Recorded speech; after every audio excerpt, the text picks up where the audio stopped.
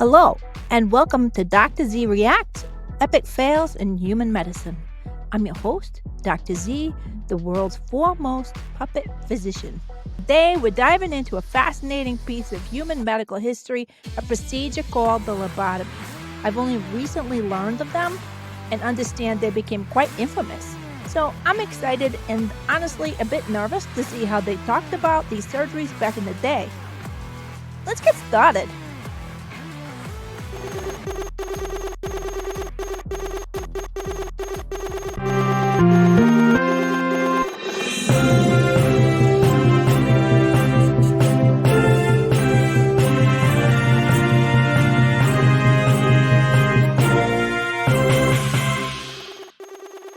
Hello and good evening. My name's Zelda Rose, and I will be your anchor today, bringing you the latest news, because if it's news, it's probably important. Let's start with some headlines that are definitely happening, possibly right now, and maybe even matter.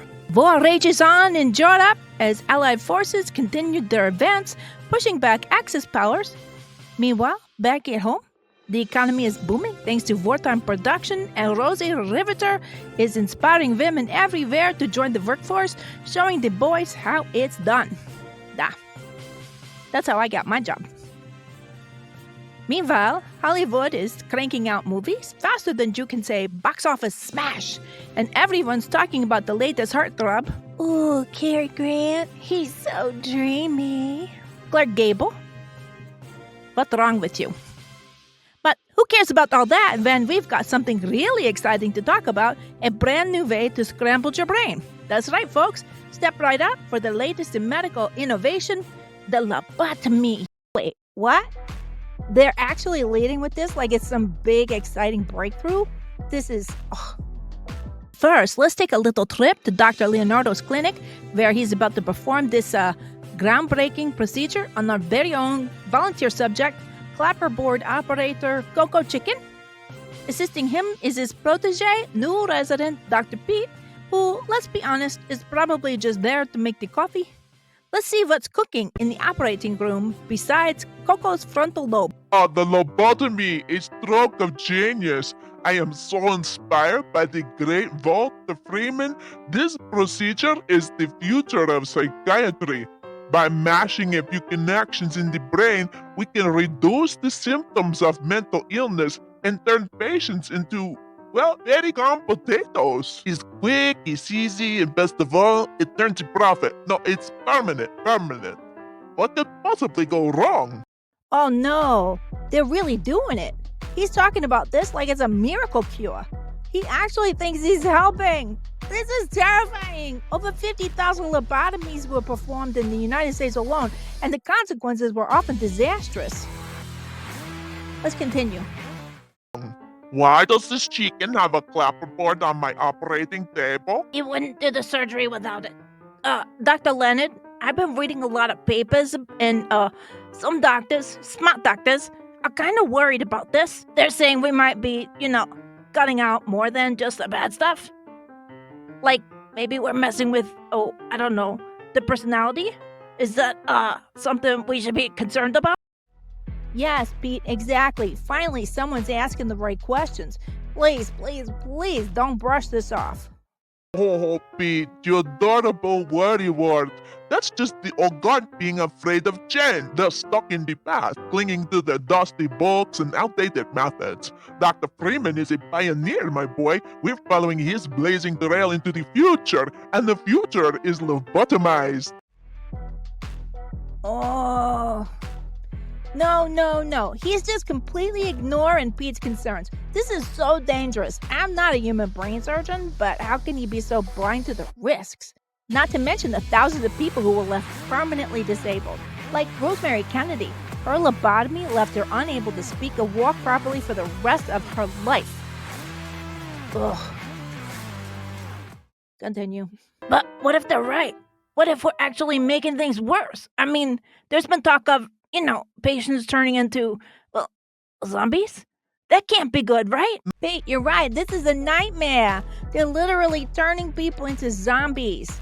And they don't even realize it. Nonsense. Every great leap forward has its doubters. Dr. Freeman swears by the procedure, and that's good enough for me. The public will come around when they see the results. Now grab that ice pick, surgical instrument, and let's make history.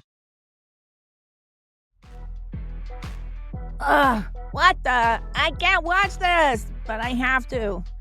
This is history. Horrible, tragic human history. And they're just charging ahead like it's the most natural thing in the world. Unbelievable. Thousands of people were lobotomized with these so-called ice pick techniques. A majority of them women, minorities, homosexuals. Many never recovered their full mental abilities. Let's continue. Let's take a break from brain surgery and check in on the weather. Hazy, how's it looking out there? It's looking like a wet week ahead with a big storm coming in from the west. Expect lots of rain, wind, and maybe even some flooding. So make sure to stay dry. And if you're getting a lobotomy this week, maybe bring an umbrella too. Don't want to mess up that perfect new personality before it's fully set. Stay safe, stay dry, and remember, rain's just nature's way of giving us a free shower. Oh, Hazy, if only it were that simple. But I guess it's nice to have a little distraction from the horror show we just witnessed.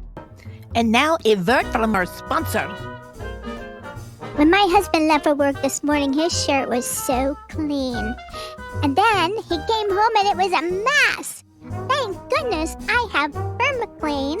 And now the stain is gone. I love Perma-Clean.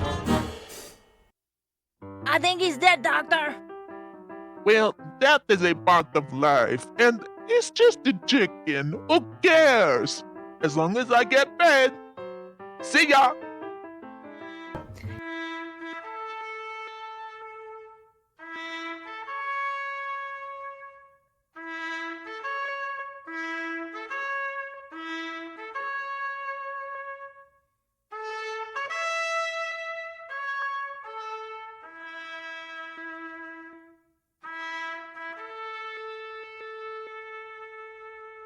Oh, I think he's alive now. Oh, good. I'm so happy to see Coco survived, but it was only because he was a chicken. In humans, the consequences are heartbreaking. They had their personalities, emotions, and lives stolen, but doctors called it a success. Jaja, what's the latest from the world of baseball? Zelda, the Yankees are absolutely crushing it this season. Joe DiMaggio is breaking records faster than I break hearts.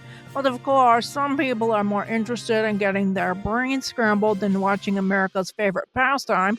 Seriously, if you have to choose between a lobotomy and a home run, I say stick with the baseball. It's a lot less messy. Thank goodness for Jaja. She makes even brain surgery sound like just another option on the menu. But she's got a point. At least with baseball, the worst you can get is a concussion. With a lobotomy, you lose everything. You can see the patient has survived. He is calm, serene even, if you ignore the fact that he's barely functioning. But that's how it was when they started. Chickens don't need much from their brains after all. How could anyone think this was okay? Famous people like Rosemary Kennedy and Tennessee Williams' sister Rose were never the same after their lobotomies, stripped of their identities and their dignity.